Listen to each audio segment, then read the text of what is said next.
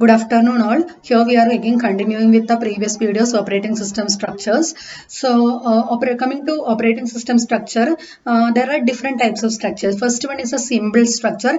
Your MS-DOS. MS-DOS is following the symbol structure. So symbol structure is like it is not divided into modules. The interface and functionality is not like well separated. So application programs can access the basic IO routines to write directly to the display and disk drivers. That is not recommendable thing.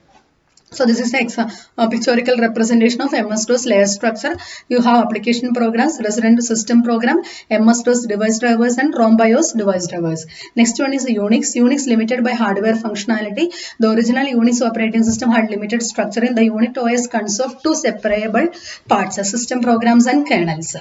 There are two parts, system programs and kernels, and kernel consists of everything below the system call interface and above the physical hardware. This is physical hardware, this is system call interface, in between this is the kernel.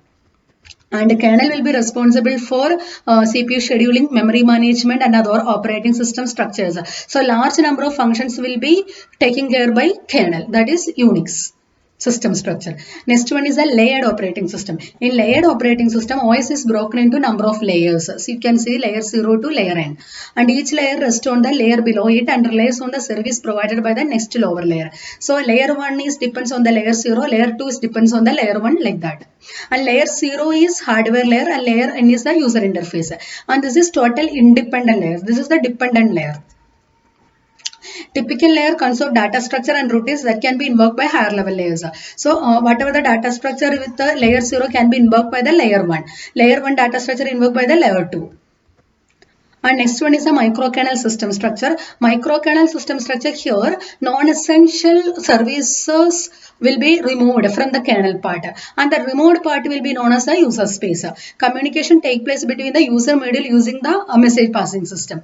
And what are the benefits of using microkernel system structures are easier to extend a microkernel, easier to port the operating system to new architecture, more reliable and more secure. And determinants are performance overhead of user space to kernel space communication. How to communicate user space to kernel space communication, that is the one drawback. And the next one is the modules. Most modern operating system implement kernel modules. Kernel modules means there are different modules for each functions, like user object oriented. It is following user object oriented approach. Each core component is separate. That component will be one module, and these modules each talks to the other over non-interface. Each is loadable as needed within the kernel. So, and overall similar to layers but with the more flexible. These are the layers and this is the kernel. All can dynamically connected. All modules are dynamically connected. Next topic is virtual machines. The fundamental idea behind a virtual machine is to abstract the hardware of a single computer into several different execution environment. Create you create the illusion that each separate execution environment is running its own private computer. The resources of the physical computer are shared to create the virtual machines. CPU scheduling can create the appearance that users have their own processor, and spooling and a file system can provide virtual card readers and virtual line printers. Normal user time sharing terminal serve as the virtual machine operating console. This is the example. This is with a non-virtual machine. So one hardware, kernel and process. Here hardware and kernel and different process. So we will be, there is a one illusion like each process have their own kernel and like that. Illusion that each separate execution environment is running its own private computer. This is virtual machine example. This is non-virtual machine example. And the virtual machine concept provides a complete protection of system resources since each virtual machine is isolated from all other virtual machines. And virtual machine system is perfect vehicle for operating system research and development. System development is done on the virtual machine instead of on a physical machine, and so does not disturb normal system operations. The virtual machine concept is difficult to implement due to the effort required to provide an exact duplicate to the underlying machines. And VMware is example for that. And VMware runs as an application on a host operating system such as Windows or Linux, and allows this host system to concurrently run several different guest operating systems as independent virtual machines. This is the architecture for VMware. Different guest operating systems.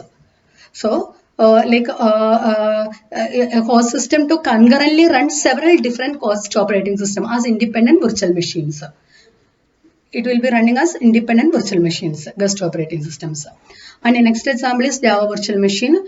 This is the Java virtual machine. Is Java was designed from the beginning to be a platform independent by running Java only on a Java virtual machine.